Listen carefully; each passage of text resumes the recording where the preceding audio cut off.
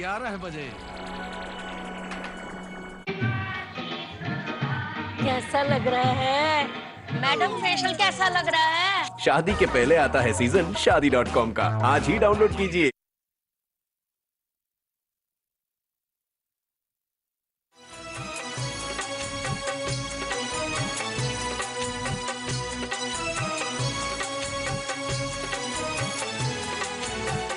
कैसे तामीर हुए महल, कैसे खिश्त हुए संग, आइए जानते हैं शहर दिल्ली के बदलते रंग। कैसे तामीर हुए महल, कैसे खिश्त हुए संग, आइए जानते हैं शहर दिल्ली के बदलते रंग।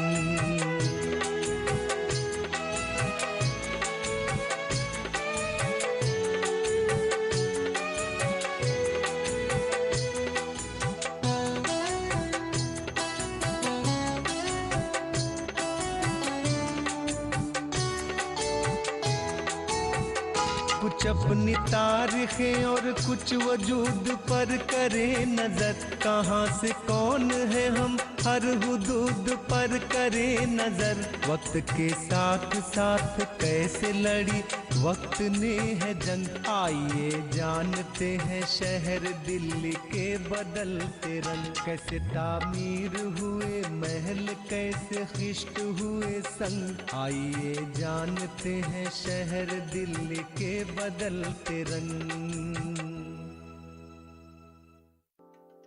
ताहम अदालत आलिया सुप्रीम कोर्ट की जज मोहतरमा ज्ञान सुधा मिश्रा और जस्टिस मार्कंडे काटजू ने एक अहम फैसले में कहा है कि 92% हिंदुस्तानी आबादी मुहाजिरीन पर मुश्तमिल है। जब यह फैसला रोशनी में आया तो हिंदुस्तान के लोग हैरान रह गए, लेकिन यह हकीकत है कि कदीम जमाने से ही मुख्तलिफ आबादियां हिंदुस्तान आती रहीं और हिंदुस्तानी कल्चर इख्तियार करती रहीं। मुख्तलिफ माहौल को कबूल करने की इंसानी सलाहियतों ने जिस्मानी साख्त को ऐसा कर दिया है कि इसकी असल का राज और मुख्तलिफ आबादियों की तौसी के राज को समझना मुश्किल हो गया है। मशहूर फ्रांसीसी फलसफी और नोबेल इनाम याफ्ता रोमेन रोला ने कहा था कि अगर इस रूए जमीन पर कोई ऐसी जमीन है जहां तमाम इंसानों के ख्वाबों को एक घर मिला हो, जब से इंसान ने जिंदा रहने का ख्वाब देखना शुरू किया है, तो वो हिंदुस्तान है। यूं वो तारीख के हकाइक की तस्दीक कर रहे थे। इस दरमियान माक़ब्ल बर्तन साजी या हजरी अहद के आखिरी दौर 600 से 550 काफ मीम में जुज़वी तौर पर आबादी के बढ़ जाने की वजह से ऐन गज़ाल की आबादी को सख्त मुश्किलात का सामना करना पड़ा। आधी आबादी चरवाहों की हो गई, जो सिर्फ आधे साल ही ऐन गज़ाल में रहती थी। ये समाजी सूरत हाल उस अहद की इमारतों में नुमाया है, खुसूसन ज़ख़ीरा करने के मकानात जिसमें शायद मुहाजिरीन का सामान रहता था। उनमें 12 से 15 मुरब्बा फीट का एक मरकजी गुलाम गर्दिश होता था। दिल्ली की जमीन जो हजारों बरसों से बाहर के लोगों को अपनी जानिब राग़िब करती रही है, उसकी असल वजह उस वक्त यहाँ की अरावली की पहाड़ियों के किनारों से बहती यमुना नदी और उसके आसपास के हरे भरे मैदान थे। जमुना का बहाव शिमाल मशरक में 100 किलोमीटर से ज्यादा और जनूब दक्कन में 40 किलोमीटर से ज्यादा तब्दील हुआ है। पानी और जरखेज मिट्टी की वजह से दिल्ली के आसपास भी कई बाहरी कबीले और उस वक्त के इंसानों के लश्कर आकर बस गए। उन्होंने सिर्फ जिंदा रहने के जराए ही नहीं तलाशे, बल्कि खुद को जंगली जानवरों, कुदरती आफात और बाहरी कबीलों के कहर से बचाने के औजार भी बना डाले। इंसान की फितरत हर वक्त कुछ नया करने की होती है। दिल्ली की जमीन पर बसे लोग भी कुछ इसी जानिब बढ़ रहे थे।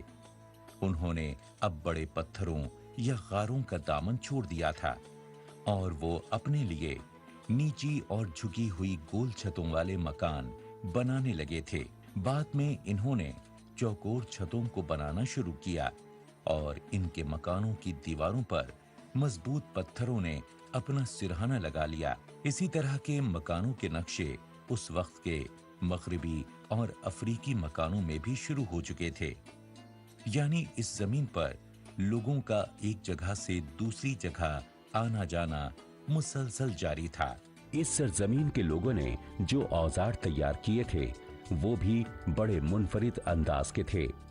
बाद में उनसे मिलते जुलते औजार हिंदुस्तान की नदियों की तहजीब में इस्तेमाल किए गए, जो दिल्ली के बहुत करीब है, जिसको रूसी आर्कियोलॉजी के माहिरीन स्रेजनीस्तोक कहते हैं कि इनकी पहचान तकरीबन 100 मकामात से हुई, जो दरियाए नेपर के वस्ती साहिल में वाक़े हैं, जो बहरे अस्वद में जाकर गिरता है। सर स्टॉक के मुताबिक सकाफत के जमाने का तायुन दुश्वार है। स्रेजनी स्टॉक सकाफत के बाद यामना या गड्ढेदार कब्र कल्चर का ज़हूर हुआ, जिसने 3500 से 2800 काफमीम के दरमियान नशोनुमा पाई। सकाफती तौर पर दफनाने के अलग अलग तरीकों के अलावा इस सकाफत ने चौकोर नोकदार मीनार तामीर कराने को भी रिवाज दिया, जो पत्थर के मुजस्समों के साथ शुरू हुए होंगे और पूरे यूरोप में फैल गए होंगे। गड्ढेदार कल्चर से वाबस्ता बर्तन भी हाथ से बनाए जाते और खुदरे हुआ करते थे। इसके अलावा सकाफती तौर पर इनके जेवरात भी अलग और मुमताज होते थे।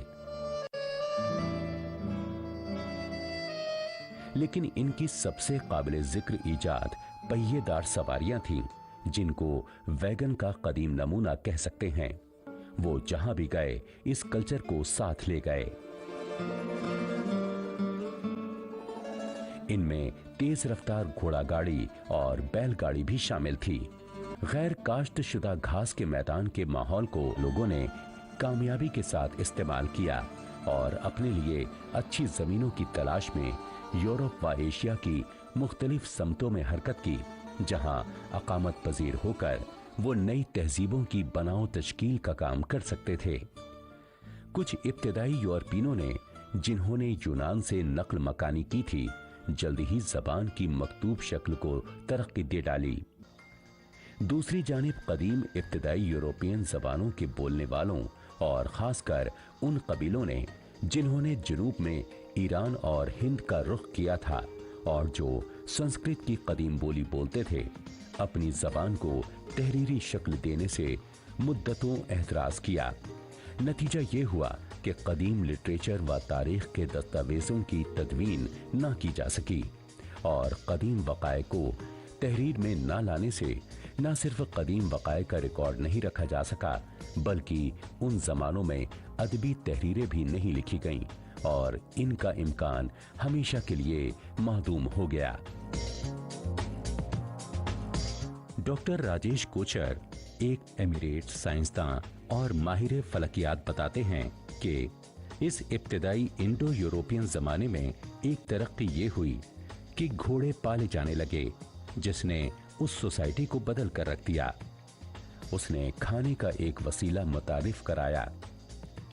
इसमें ज्यादा बात यह थी कि घोड़े रखने वाले बड़ी मुसाफतें कतई कर सकते थे और पैदल चलने वाले कल्चरों पर तेजी से हमला कर सकते थे और उन्हें जवाबी कार्रवाई का खौफ भी नहीं होता था। चीनी स्टडीज से पहले दिल्ली में भी घोड़ों भेड़ों को पालने का रिवाज शुरू हो चुका था। दिल्ली के बारे में ये भी सबूत मिलते हैं कि यहाँ पर वक्त के साथ साथ मुख्तलिफ जबानों का भी बोलबाला रहा।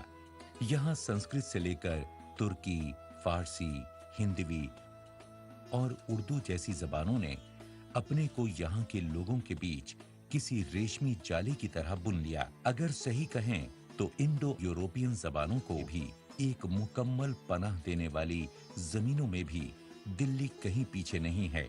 चीनी स्टडीज और इंडो यूरोपियन जबानों पर एक अथॉरिटी प्रोफेसर मायर, जो पेनिनसिल्वेनिया यूनिवर्सिटी में उस्ताद हैं, कहते हैं चीन को अक्सर ऐसी खालिस तहजीब समझा जाता है जो अलग थलग तरक्की पजीर हुई, जो इस्ताराती तौर पर एक बड़ी दीवार के पीछे थी।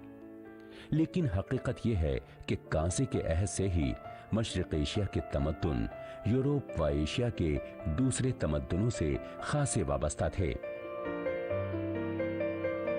दरी असना मुहाजरत करने वाले कुछ इब्तिदाई इंडो यूरोपियन अपने मादरे वतन की तलाश में चीन के सूबे सनकियांग के तियान शियान पहाड़ों जैसे दूर दराज इलाकों तक जा पहुंचे। इस इलाके में चीनी आर्कियोलॉजी के माहिरीन के जरिए 100 से जायद ममियां दरियाफ्त की गई हैं, जिनमें से सबसे पुरानी ममी 2000 काफ मीम तक जाती है। इनमें एक नौजवान औरत का जिस्म कामिल तौर पर महफूज है, जिसे लूलान खूबसूरती भी कहा जाता है। इसकी खोपड़ी के वाकयात की बुनियाद पर माहिरीन ने इसकी वजह कते की शिनाख्त की और वाज़े तौर पर वो इंडो यूरोपियन खानदानों से वाबस्ता महसूस हुई।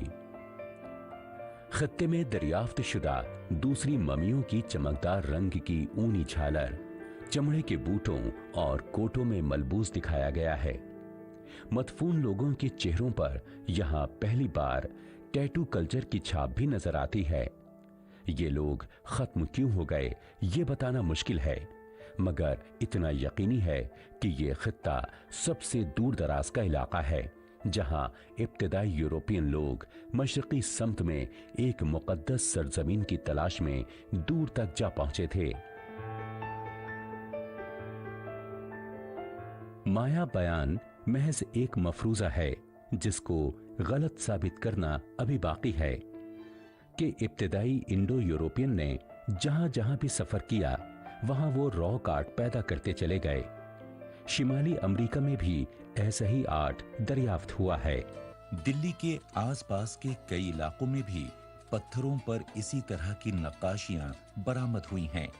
दिल्ली भी हजारों सालों से अलग अलग तहजीबों के समंदर से बदलाव के मोती समेटती रही है। भारतीय उपमहाद्वीप भारतीय बरे-सगीर के जोग्राफियाई सरहदें बखूबी तय हैं और यहाँ माहौलियात में कसरत नजर आती है। माक़बल तारीख से ही इंसान ने यहाँ पर पहाड़ों, नदियों और खित्तों को पार करते हुए मुनासिब जमीन की तलाश हमेशा की है। यहाँ तक कि हिमालय को भी बोलान या खैबर दर्रों से पार करते हुए और जमीनी रास्तों से चीन, वस्ती एशिया और यूरोप के साथ भारतीय बरे-सगीर को जोड़ने की कोशिश की गई है।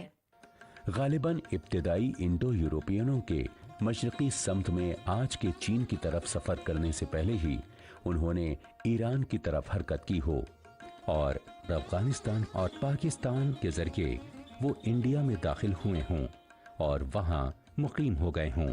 इब्तिदाई इंडो यूरोपियनों की ये पहली लहर न थी जो आज के हिंदुस्तान के शिमाली किनारों की तरफ जाकर लद्दाख की वादियों की तरफ जा निकली और कदीम तारीख के अदवार में लद्दाख ने यूरोपी कबीलों के कयाम, उठान और चलत फिरत का मुशाहिदा किया है, जिसका रास्ता यही जोग्राफियाई मुसाहत थी जिसमें कयाम करना खासा दुश्वार था।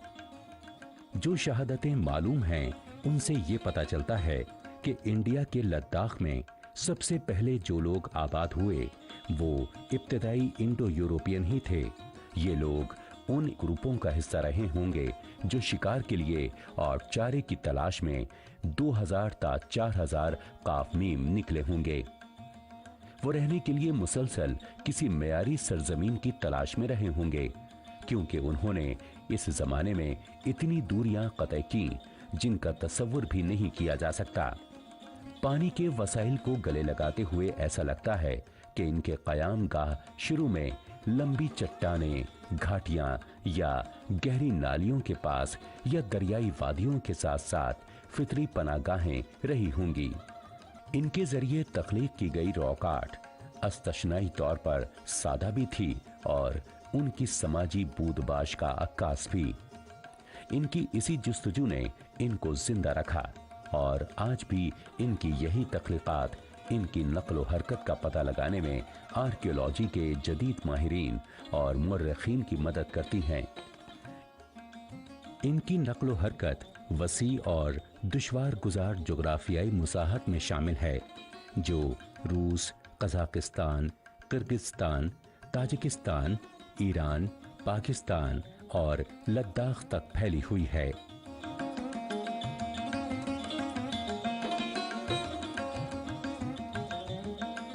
हुंडार और डिस्कट नामी गारों की दरियाफ्तें उन्हीं सियाहतों का नतीजा करार दी जा सकती हैं। ये बड़े बड़े फितरी गार हैं जिनमें आसानी से खासी इंसानी आबादी की समाई हो सकती है। अनासिरे फितरत से बचाव और खासकर बारिश के अय्याम में ये उनको पनाह और तहफ़्फ़ुज़ फराहम कर सकते थे। उन्हीं लोगों के बाज़ ग्रुपों ने चट्टानों पर नक़ूश भी छोड़े हैं जो वादी बर और सियाचिन ग्लेशियर के पास ससुमा वगैरह के दरमियान बिखरे हुए हैं। अच्छी बात यह हुई कि दरियाए सिंध को गले लगाने वाले दूसरे ग्रुपों के हश्र से नावाकिफ दूसरे इंडो आर्यन ग्रुप अब गिलगित, सकाडू, गोल और खालसी के महवर पर मुतहरिक थे, जबकि बाज़ ग्रुप गिलगित, सकाडू, कारगिल, दराज और जोजिला दर्रे को उबूर करके और कश्मीर से गुजरकर बरज़हूम तक जा रहे थे। भले ही दुनिया के किसी भी हिस्से से इंसानों ने एशिया की तरफ कूच किया हो, लेकिन वो उस वक्त के हिंदुस्तान या कहें इस खूबसूरत खित्ते की तरफ खींचते चले गए होंगे। कश्मीर, लद्दाख से होकर आहिस्ता आहिस्ता दिल्ली के मैदानों की तरफ बढ़ते ये दूसरे ग्रुप और इंडो आर्यन लोग हर जगह के पत्थरों पर अपनी मुसव्वरी के निशान छोड़ते चले आए। इनके बुजुर्गों ने जो रॉक आर्ट पैदा किया था वो जरूर इंडो आर्यन के नए ग्रुपों में एतमाद बढ़ा रहा होगा और उनकी रहनुमाई कर रहा होगा। जो ग्रुप वादी कश्मीर के बरज़ूम पहुंचा, जो वादी कश्मीर में है, जो 135 किलोमीटर लंबी और 32 किलोमीटर चौड़ी है, वो खुशकिस्मत था। बरज़ूम श्रीनगर से 16 किलोमीटर शिमाल में और समंदर के लेवल से बस 1800 मीटर ऊपर वाक़ है। टीएन खजांची और उनकी आर्कियोलॉजिकल सर्वे ऑफ इंडिया की टीम जिसने वहां खुदाई की है, उन्होंने बताया कि इस मकाम ने भी इब्तदाई इंडो आर्यनों को वही माहौल दिया जो उनके वतन में था, और मजीद ये कि ये मकाम ऊंचाई जमीन पर वाक़ है जिससे कब्जागीरों को चारों तरफ उफक में देखकर किसी भी आने वाले खतरे का एहसास हो सकता है। इस मुकाम में जिंदगी को बरकरार रखने वाला पानी मयसर था और बखूबी था। साथ ही नदी के बहाव से बनी हुई जमीन काश्त के लिए अच्छा मौका फराहम करती थी, जिसने बरज़हूम हजरी दौर के आखिरी मरहले के लोगों के लिए कयाल और बका के लिए एक अच्छा मकाम फराहम किया। सबसे पहले कयाम पजीर होने वाले 2300 ता 2700 काफ मीम के दरमियान कयाम पजीर हुए, जिन्होंने वस्त एशिया के गड्ढों में रहने वाली कौमों की इत्तबा की। रिहायशी गड्ढे मुस्तरीर या गोल किसी फितरी जमीन में ही खोदे जा सकते थे। वो अपनी बनावट में इंसानी पेशों की तरफ भी इशारा करते थे।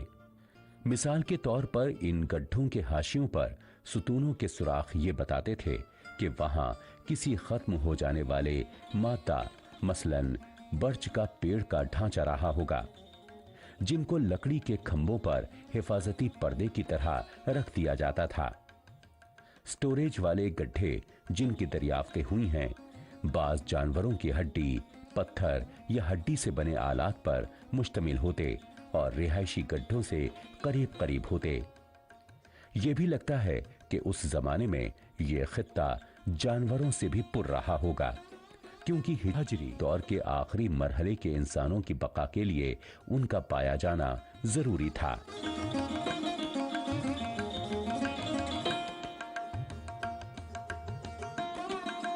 हीरोडोटस ने, जो यूरोप में तारीख का बाबा आदम कहलाया जाता है, 440 कब्ल मसीह में दुनिया की तारीख लिखी थी। इसमें उसने दर्द कबाइल को तमाम हिंदुस्तानियों में सबसे ज्यादा जंग पसंद लिखा है, और लिखा है कि वो रेतीले मैदान में सोना लेने के लिए भेजे गए थे। وہ شاید لداخ کے بارے میں یہ کہنا چاہتا تھا کہ وہاں اس وقت بھی سونے کی کانیں دریافت ہو گئی تھیں۔ میگستھینس جو ایک ہندوستانی دربار میں یونانی سفیر تھا، اس نے بھی اسی طرح کی کہانی بیان کی ہے کہ رومی اور یونانی کشمیریوں کو ان کے نام سے جانتے تھے۔ ٹولمی جو سکندر کا ایک ساتھی تھا اور اس نے اسکندریہ یعنی مصر سے سکندر کی سلطنت کو سنبھالا تھا، وہ کسپریا کا ذکر کرتا ہے کہ یہ جگہ دردرائی یعنی سندھ کے درد اور کیلنٹرائن کے درمیان واقع ہے۔ پتھر کے عہد کے لوگوں کی آمد کے بعد 1500 قبل مسیح سے 500 قبل مسیح میں انڈو آرین کی ایک نئی لہر ہندوستان آئی۔ گلزار حسین منشی کارگل میں واقع ہسٹوریکل میوزیم کے مالک ہیں اور بڑے سنجیدہ محقق ہیں۔ شینا تو یہ ہے جی کہ جو ابھی دراس میں آپ کے ہیں، یہ جو موسٹلی آپ کو دراس ایریا میں ملیں گے، تو یہ جو موسٹلی جو شینا ٹرائب تھا، یہ لوگ گلگت سے یا چترال سے جو ہے ان کا ریس ملتا ہے، یا آپ جیسے کشمیر میں آپ کا یہ کرنا گریز ہے، تو یہ سب ایک ہی قبیلے کے لوگ ہیں۔ تو باقی جو یہ دردی ہیں، اس میں درد میں مسلم میں بھی درد ہیں، بدھسٹ میں بھی درد ہیں، جو موسٹلی دسی گرکون کے آپ کے ٹرائب ہیں، تو آپ لوگ اس کو پیور آرین ریس جو بول رہے ہیں، مطلب اس کو ہم لوگ یہاں دردی بولتے ہیں۔ تو درد سے وہی ہیں کہ ان کا تو ریفرنس تو میں نے خود تو نہیں پڑھا، لیکن کہتے ہیں کہ مہابھارت تک ان کا ریفرنس ہے، اس میں دراویداس کر کے لکھا ہوا، جسے کچھ کہتے ہیں کہ دراویداس انہی کے بارے میں لکھا گیا تھا، اور الیگزینڈر نے بھی اپنے جو تھی اس نے اپنی ہسٹری لکھی ہے، اس میں بھی ان کا مینشن ہے۔ تو یہ لوگ بھی جو ہے، لیکن اگر آپ بہت ڈیپلی ان کا ٹریک کر کے جائیں تو شینا اور یہ دردی جو ہے ان کا کہیں جا کے کنیکٹ ہو جاتا ہے۔ وہ اس لیے کہ ان دونوں جو ریسز ہے یہ دونوں مارشل ہیں، بہت لڑاکو ٹائپ کے، بہت تیز ٹائپ کے لوگ ہیں، جبکہ نارملی آپ دیکھیے کہ پورک ہو گیا یا بلتیس ہو گئے یا بوٹوس ہو گئے، یہ بڑے سوبر ہیں، اور پورک بلتیس وغیرہ میں اتنا زیادہ مطلب ہسٹوریکلی بھی اتنے مارشل نہیں رہے ہیں، تو یہ لوگ پرانے اینشنٹ ٹائم سے ہی مارشل رہے ہیں یہ لوگ۔ لیکن دراز کارگل علاقے کے باشندے درد اور شینا کے ذریعے بولی جانے والی زبانوں کے اختلافات کے بارے میں ان کے بیان کو درد اور شینا دونوں نے رد کر دیا ہے۔ ان کا کہنا ہے کہ ان زبانوں کے اختلافات 10% سے زیادہ نہیں ہیں۔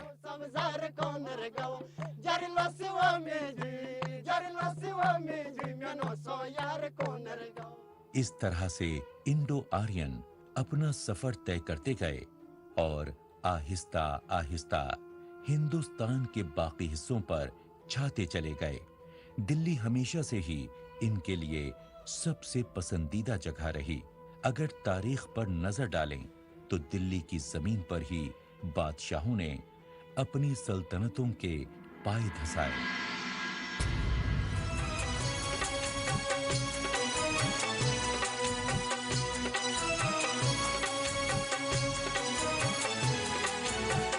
کیسے تعمیر ہوئے محل، کیسے خشت ہوئے سنگ، آئیے جانتے ہیں شہر دلی کے بدلتے رنگ۔ کیسے تعمیر ہوئے محل، کیسے خشت ہوئے سنگ، آئیے جانتے ہیں شہر دلی کے بدلتے رنگ۔